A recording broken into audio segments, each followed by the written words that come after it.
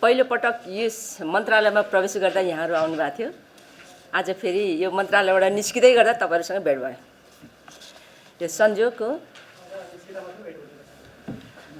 बिचमा यहाँ आउनु भएको थिएन, अरू साथीहरू त आउनु भएको थियो। बिचमा नि हाम्रो भेट हुन्थ्यो बेला बेला।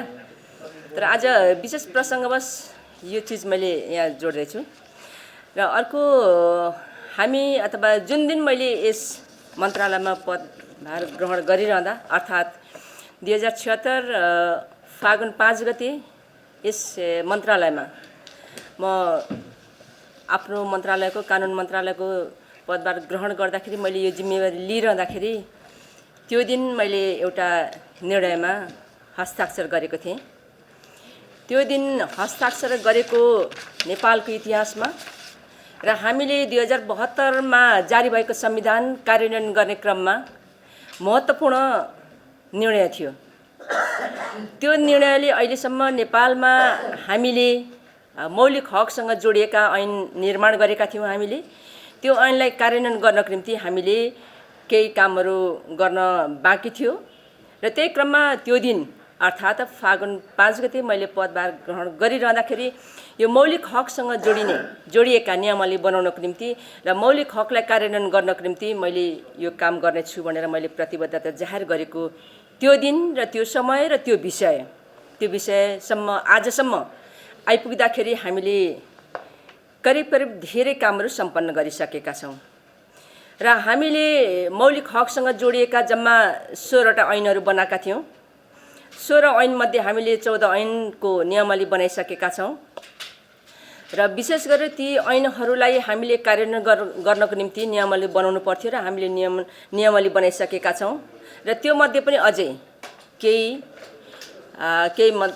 दुईटा अझै हाम्रो प्रक्रियामा छ र त्यो प्रक्रिया चाहिँ यो खाद्य सम्प्रभुता अर्थात् खाद्य अधिकार तथा खाद्य सम्प्रभुता सम्बन्धी ऐन 2075 त्यसको सन्दर्भमा हामीले सम्बन्धित मन्त्रालयसँग बुझ्दाखेरि र उहाँहरूसँग कुरा गरिरहँदाखेरि उहाँहरूले हामीले तल स्थानीय तहसम्म पनि हामीले यसको छलफल गर्नु परेर सङ्घ प्रदेश र स्थानीय तह बीचको एउटा समन्वय गरेर हामीले छलफल गरेर त्यसबाट आउने निष्कर्षलाई हामी अगाडि लिएर आउँछौँ भन्नुभएको कारणले गर्दाखेरि यो चाहिँ मस्यौदा हुने कामहरू भइरहेको छ। तर त्यो मस्यौदा हामी कहाँ आउन बाँकी छ, आएको छैन र बाँकी आवासको अधिकारको सन्दर्भमा पनि त्यो पनि हामीले हाम्रो मन्त्रालयबाट हामीले अगाडि बढाइसकेका छौँ। हामीले सहमति दिएर अगाडि बढाएका छौँ र यो चाहिँ यो आवास सम्बन्धी नियमले चाहिँ मन्त्री परिषदमा गएको छ, त्यो एउटा प्रक्रियामा छ र यसरी यो खाद्य सम्प्रभुतासँग जोडिएको नियमावली बाहेकका अरू सम्पूर्ण नियमावलीलाई हामीले सम्पन्न गरिसकेका छौँ। त्यसैले आजको दिन तपाईहरुको बीचमा जुन दिन म यो मन्त्रालयमा प्रवेश गर्दै थिएँ, प्रवेश गरिरहँदाखेरि यो काम मैले सम्पन्न गर्नेछु भनेर जुन मैले नेपाली जनताको सामु प्रतिबद्धता जाहेर गरेको थिएँ र तपाईहरुको बीचमा पनि यो कुरा मैले बताएको थिएँ। यो काम सम्पन्न भयो भनेर भन्न हामी सक्ने अवस्थामा छौँ। एउटा चाहिँ बाँकी छ, त्यो बाँकी पनि छिटै सम्पन्न हुन्छ र हामीले यो मौलिक हकसँग जोडिएका ऐनहरूलाई कार्यान्वयन गर्नको निम्ति नियमावली अति आवश्यक पर्छ र बनाउनु पर्छ। त्यो काम सम्पन्न बनाएका छौँ र आजको दिन यो मौलिक हकसँग जोडिएका जुन ऐनहरू छन् त्यो ऐनलाई कार्यान्वयन गर्नको निम्ति यतिसम्म पुर्याउन पाउँदाखेरि पनि मलाई खुसी लागेको छ। यो खुसी मेरो मात्र होइन, सम्पूर्ण नेपाली जनताको खुसी पनि हो र तपाईहरुको पनि हो। त्यसैले हामीले हाम्रो मौलिक हक यति महत्त्वपूर्ण चिज हो, जुन विषय हो, त्यो मौलिक हक भनेको त्यो हक बिना कुनै पनि नेपाली जनताहरू सहज ढङ्गले नागरिकको रूपमा बाँच्न पाउने अवस्था रहँदैन। त्यसैले यो अधिकारलाई हामीले कार्यान्वयनको निम्ति यो स्टेजसम्म पुर्याउन पाउँदा, अहिले यो अवस्थासम्म पुर्याउन पाउँदा मलाई खुसी लागेको छ र सम्पूर्ण जनता सामु यो कुरा भन्न चाहन्छु। र यसको साथसाथै हामीले यो केही छोटो समय, अब राजनैतिक उथलपुथल कहिलेकाहीँ हुन्छ, त्यति बेला वरपर हुन्छ, तर यति हुँदै पनि हामीले केही कामहरू सम्पन्न गरेका छौँ र मन्त्रालयमा यस मन्त्रालयले धेरै कामहरू गरेको छ। हाम्रो काम बाहिर जनतासँग प्रत्यक्ष जोडिँदैन भने देखिँदैन जोडिएको, तर प्रत्येक नेपाली नागरिकको सेकेन्डसँग यो कानुन मन्त्रालयको हरेक गतिविधि जोडिएको हुन्छ। तर प्रत्यक्ष जनताले अनुभूत गर्ने ठाउँमा यो मन्त्रालय देखिँदैन, यो मन्त्रालयको कामहरू देखिँदैन, तर प्रत्येक नेपाली जनता प्रत्येक क्षण जोडिएको हुन्छ। त्यही सन्दर्भमा हामीले धेरै कामहरू गरेका छौँ। ती धेरै कामहरूमध्ये हामीले विशेष गरेर यो कानुन निर्माण प्रक्रियामा यो कानुन मन्त्रालयको पनि महत्त्वपूर्ण भूमिका हुन्छ। यो हरेक विषयसँग जोडिएर अर्थात् सबै विषयगत मन्त्रालयहरूसँग जोडिएका विभिन्न विषयसँग जोडिएका नियमावली कार्यविधि यी विधेयक मस्यौदाहरूदेखि लिएर यी सबै कुराहरूसँग जोडिएको कारणले गर्दाखेरि सबभन्दा महत्त्वपूर्ण कानुन निर्माण गर्ने तहको महत्त्वपूर्ण मन्त्रालयको रूपमा यो कानुन मन्त्रालयलाई हामीले लिएका छौँ र हामी यो तरिकाले बुझ्छौँ र संविधानलाई कार्यान्वयन गराउने सन्दर्भमा पनि यो कानुन मन्त्रालयले हरेक चिजलाई मस्यौदा गर्दाखेरि सहमति दिने हामीले मस्यौदा गरिरहँदा विधेयक तयार गरिरहँदाखेरिको अवस्थामा संविधानसँग कहाँ बाज्यो या बाजिएन, संविधान सम्मत भयो कि भएन, अर्थात् अरू ऐन कानुनसँग बाज्यो कि बाजिएन भन्ने कुरो हरेक मिहिन ढङ्गले हेर्ने ठाउँ भएको कारणले गर्दाखेरि प्रत्येक नेपाली जनताको अधिकारसँग जोडिएको कारणले गर्दा यो मन्त्रालय महत्त्वपूर्ण थियो र महत्त्वपूर्ण ढङ्गले आफ्नो कामहरू सम्पन्न गरेको अवस्था छ। र अहिलेसम्म विधेयक तर्जुमा गर्नको निम्ति हामीले यो प्रक्रियामा अगाडि जाँदाखेरि सैद्धान्तिक सहमति पनि दिनुपर्छ, जसले प्रारम्भिक मस्यौदा तयार गर्नुभन्दा अगाडि उसले सैद्धान्तिक सहमतिको लागि यहाँ हाम्रो मन्त्रालयमा आउँछ र त्यसको निम्ति हामीले सैद्धान्तिक सहमति दिएका विषयहरू जम्मा 12वटा थिए। त्यस्तै विधेयक तथा अध्यादेशको मस्यौदा तर्जुमा सहमति दिएको पनि जम्मा 25वटा थियो र विधेयक र अध्यादेशको मस्यौदा तर्जुमा गरिरहँदाखेरि विशेष गरेर यहाँहरूलाई मैले फेरि पनि पुनर्ताजगी गर्नै पर्ने विषय भनेको नेपालको इतिहासमा सबभन्दा महत्त्वपूर्ण जो हाम्रो संविधानमा व्यवस्था भएको संविधानको त्यो अनुसूचीमा व्यवस्था भएको निशाना छापको सन्दर्भमा जुन समयमा हामीले यसलाई अध्यादेश के अरे यो विधेयकलाई अगाडि बढाइरहँदाखेरि यहाँलाई थाहा भएकै कुरा हो, राष्ट्रियताको सवालसँग जोडिएको विषय थियो। त्यो विषयलाई हामीले उजागर गरिरहँदाखेरि नेपालको इतिहासमा सबै दलहरू सबै नेपालीहरू राष्ट्रियताको सवालमा कसैले पनि विमति राखेको अवस्था थिएन, सबै सहमत भएर अगाडि बढेको अवस्था थियो। त्यो कुरालाई पनि आजको दिन म स्मरण गर्न चाहन्छु र हामीले अर्थात् नेपाल सरकारले त्यति बेला लिपुलेक लिम्पियाधुरा र कालापानीलाई हामीले हाम्रो भूभाग हाम्रै थियो तर हामीले हाम्रो नक्सामा समेट्न सकेको अवस्था थिएन। त्यो भूभागलाई हाम्रो नक्सामा समेटिसके पछाडि त्यसलाई संवैधानिक रूपले चिन्नको लागि संविधानले चिन्नको निम्ति आम नेपाली जनताले महसुस गर्नको निम्ति हामीले संविधानको निशाना छापमा हामीले त्यहाँ भित्रको नक्साको एउटा चुच्चो परेको नक्सा पनि हामीले सम्बोधन गर्नुपर्छ भन्ने खालको कुरा भइसके पछाडि संघीय संसदको प्रतिनिधि सभा र राष्ट्रिय सभाले यसलाई अगाडि बढाएको थियो।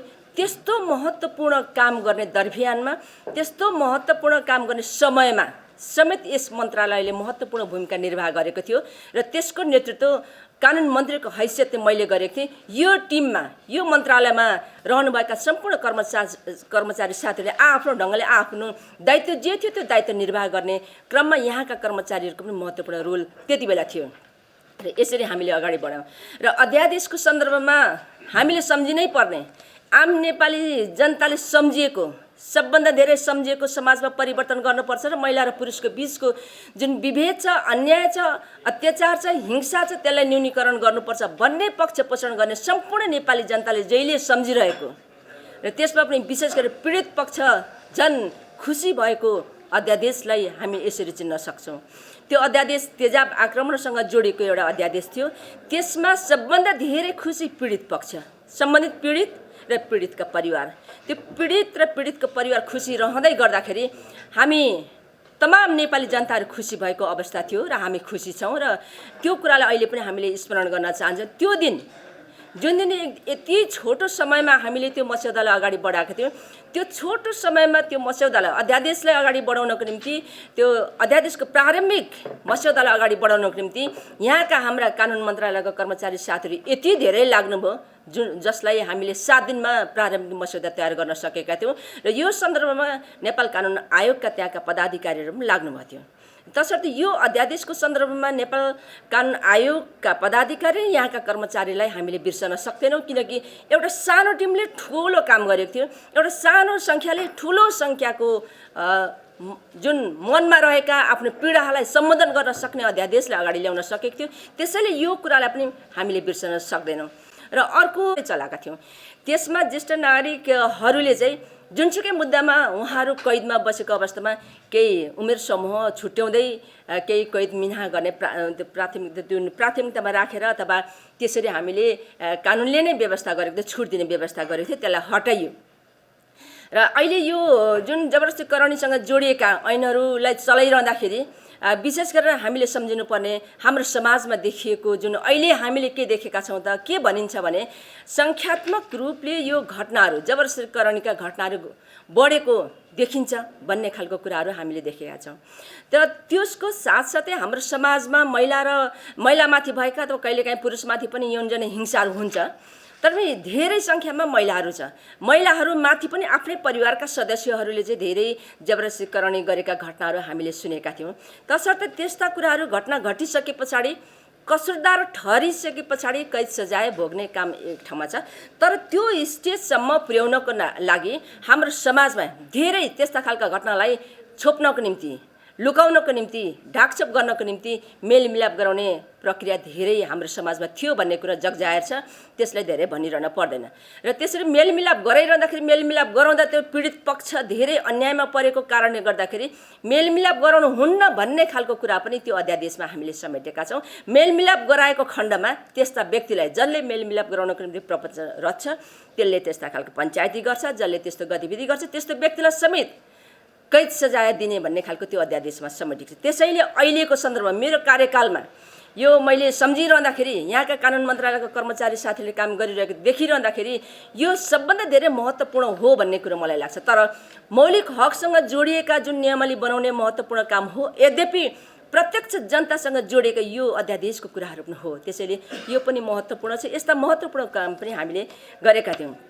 अब यस्तै हामीले तपाईँहरूको हात मैले देख्दैछु हामीले गरेका यहाँ कानुन मन्त्रालयमा अहिले यो अवधिभित्र मेरो अवधिभित्र गरेका कामको बारेमा तपाईँहरूलाई हामीले तपाईँहरूको हातमा बुझाएका छौँ, दिएका छौँ। र हामीले त्यस्ता कामहरू गर्ने सन्दर्भमा हामीले आफैले मात्रै नभएर सरकारवालाहरूसँग पनि हामीले व्यापक छलफल गरेर हामीले यस्तो कामहरू गरेको भन्ने कुरा त तपाईँहरूलाई जगजाहेर भएकै कुरा हो।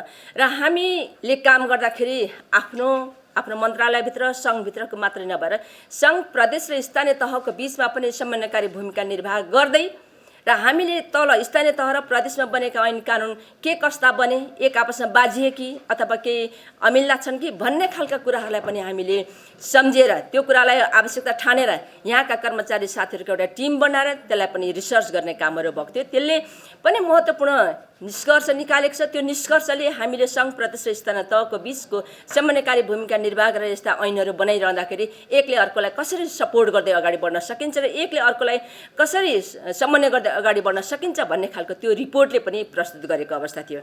र हामीले यति मात्रै गरेनौँ, त्यस पछाडि हामीले प्रदेशका हाम्रा आन्तरिक मामिला तथा कानुन मन्त्रीहरूसँग समेत हामीले छलफल गरेका थियौँ। यहाँ सङ्घको कानुन मन्त्रालय र तर प्रदेशका मन्त्रालयहरू बिचमा र त्यो छलफलबाट हामीले एक आपसमा कसरी काम गर्न सक्छौँ, उहाँहरूले काम गरिरहँदा देखिएका समस्यालाई त्यो समस्या समाधान गर्नको निम्ति हामीले के पहल गर्न सक्छौँ, कति सहयोग गर्न सक्छौँ भन्ने विषयमा हामीले छलफल गरेका थियौँ।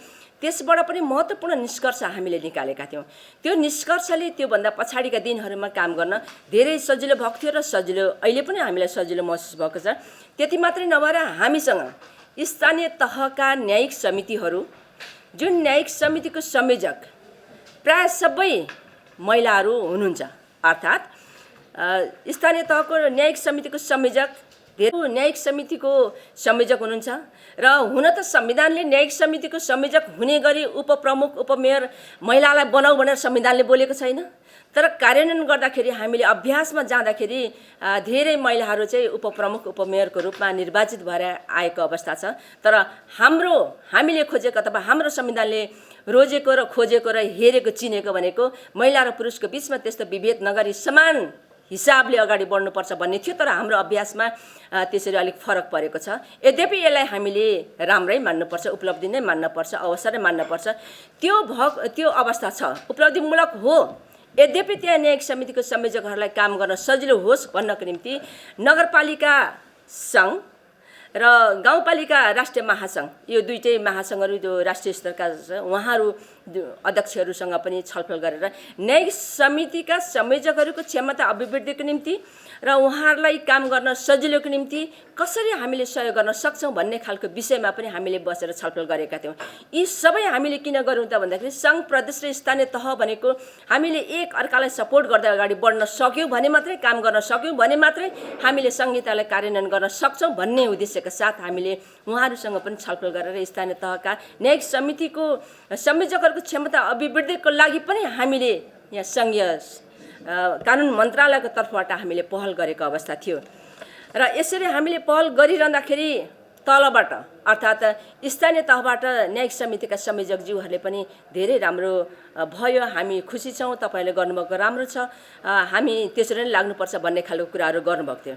र यस पछाडि यति गरिसके पछाडि हामी यो 16 दिने जुन अभियान थियो, यौन हिंसा विरुद्धको अभियान थियो, त्यो अभियानमा समेत यो कानुन मन्त्रालयको संयोजनमा सङ्घ प्रदेश र स्थानीय तहको बिचमा हामीले स्थानीय तहको न्यायिक समितिको संयोजक, सङ्घको हामी भइहाल्यौँ र प्रदेशका हामीले यो सामाजिक मन्त्रालयसँग हामीले समन्वय गरेर भर्चुअल मिटिङ गरेका थियौँ। उहाँहरूले पनि महत्त्वपूर्ण सुझावहरू दिनुभएको थियो, जुन सुझावले आइन्दा अथवा आउने दिनहरूमा काम गर्नको निम्ति हामीलाई सजिलो हुन्छ र हरेक कामहरू गर्दाखेरि त्यसले पनि हामीलाई धेरै राम्रो कामहरू गरेको छ। र हामीले यति गर्दै हामीले यति मात्रै नगरेर प्रदेश सभाका उपसभामुखहरू र राष्ट्रिय सभाको उपाध्यक्ष, प्रतिनिधि सभाको उपसभामुख अहिले रिक्त छ, त्यतिहरूको बिचमा पनि यहाँ कानुन मन्त्रालयका हाम्रा सचिव र सहसचिवहरू समेत बसेर हामीले छलफल गरेका थियौँ। त्यो छलफलबाट पनि हामीले प्रदेश सभामा रहनुभएका हाम्रा जुन विभिन्न कानुन निर्माणको सन्दर्भमा छलफल गर्दाखेरि, काम गर्दाखेरि के अवस्थाहरू छ भन्ने खालको कुरा पनि बुझेका थियौँ। र अर्को विशेष गरेर महिलासँग जोडिएका कुराहरूलाई पनि हामीले यो 16 दिने अभियान भएको कारणले गर्दा महिलामाथि हुने हिंसालाई न्यूनीकरण गर्नको लागि प्रदेश सभामा यहाँहरूले ऐन निर्माण गरिरहँदाखेरि के कुरा सम्बोधन गर्न सकिन्छ र हामी आफै व्यक्तिगत रूपमा र संस्थागत रूपमा हामीले कसरी समन्वय गरेर अगाडि जान सकिन्छ भन्ने विषयलाई पनि हामीले छलफल गरेका थियौँ। र यसले पनि महत्त्वपूर्ण हामीलाई फिडब्याक दिएको छ, त्यसले पनि राम्रो काम गरेको छ। र यसरी हामीले काम गर्दाखेरि सबै ठाउँ तिनै तह सङ्घ प्रदेश र स्थानीय तह र हामीले आफ्नो आन्तरिक मन्त्रालयभित्र पनि यस्ता छलफल गर्ने कामहरू गर्दै अगाडि बढेका छौँ र हामीले काम गर्दाखेरि धेरै महत्त्वपूर्ण कामहरू गरेका छौँ। अहिले यो मन्त्रालयमा अब मेरो कार्यावधि सिद्धिसकेको छ र अब म यहाँबाट अर्को मन्त्रालयमा सिफ्ट हुँदैछु।